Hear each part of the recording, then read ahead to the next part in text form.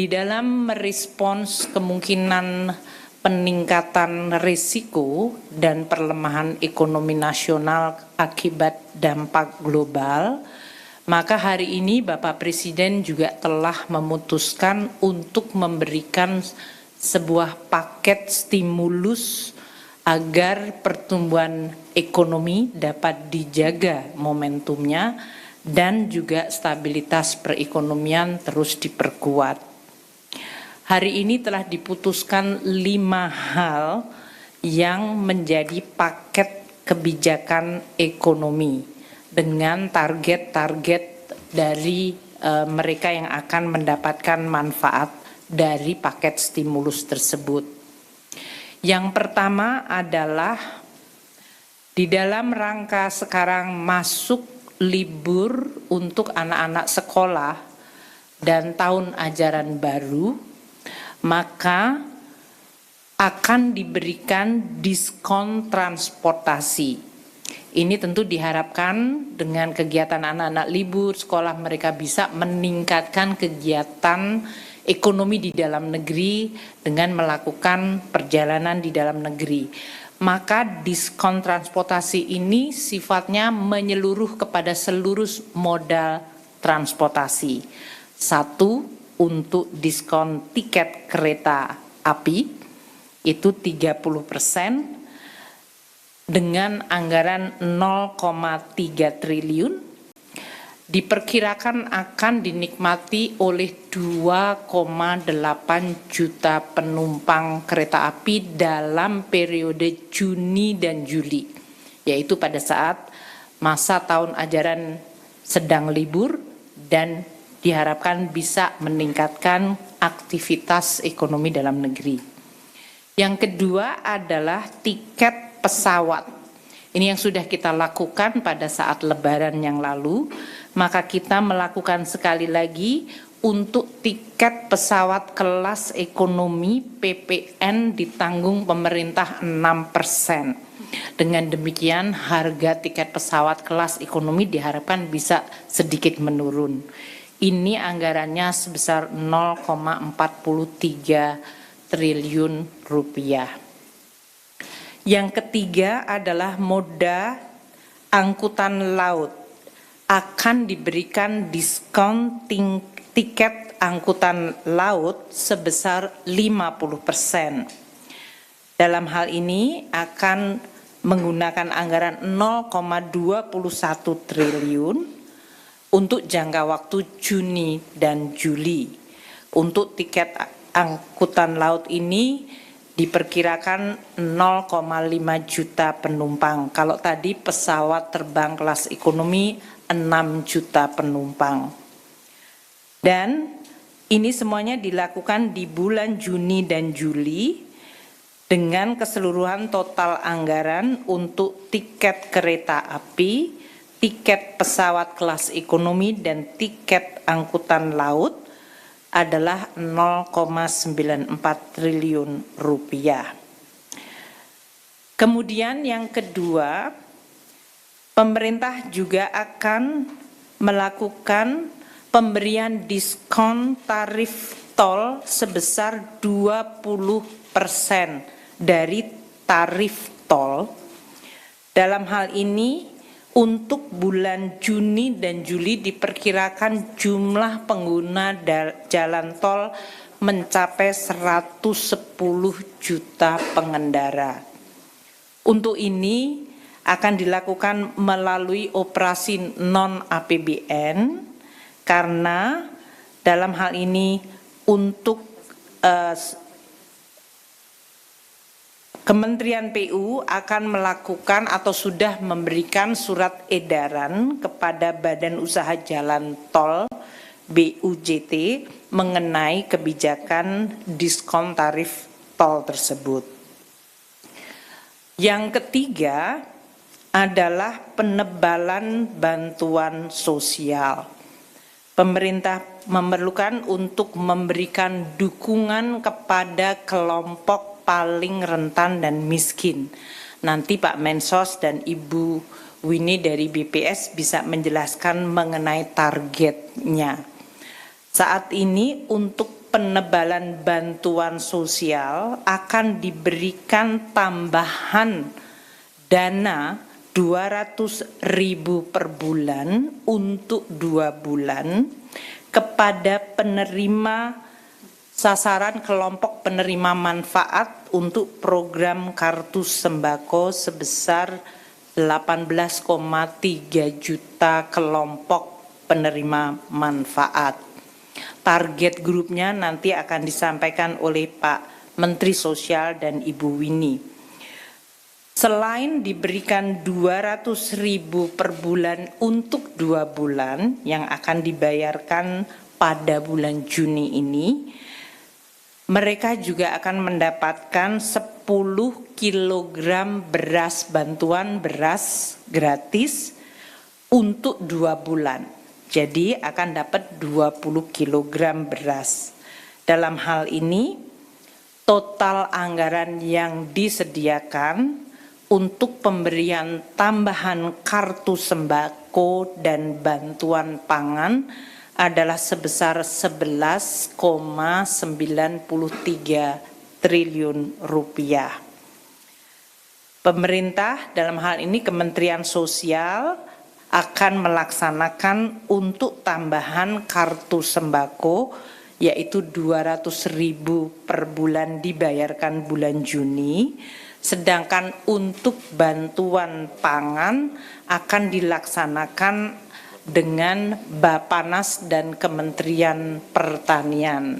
Pak Menteri Pertanian akan menjaga agar penyaluran beras bisa membantu kelompok paling miskin dan rentan tanpa menyebabkan harga beras turun di tingkat petani. Karena kita selalu harus mencari keseimbangan antara harga beras yang bisa meningkatkan kesejahteraan petani dan harus dijaga nilai tukar petaninya dengan harga beras yang dijangkau oleh masyarakat terutama kelompok miskin perkotaan agar bisa terjangkau. Oleh karena itu untuk bantuan pangan beras ini nanti Pak Menteri Pertanian yang akan menjelaskan baik melalui stabilisasi pasokan harga pangan atau melalui bantuan pangan yang akan ditetapkan pelaksanaannya di bulan Juni dan Juli tanpa mengganggu harga beras yang ada di tingkat petani.